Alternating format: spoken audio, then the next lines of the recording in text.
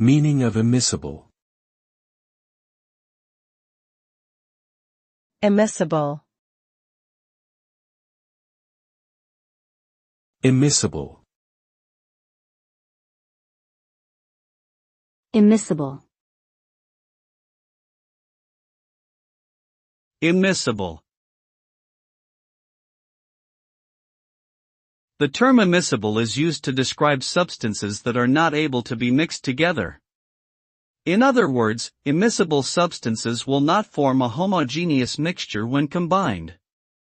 This phenomenon occurs due to differences in molecular properties such as polarity, which can cause repulsion between the two substances. When immiscible liquids are mixed together, they will separate into distinct layers, with each layer retaining its own unique properties. Immiscibility can also occur between solids and liquids or between gases, and is an important concept in chemistry and materials science.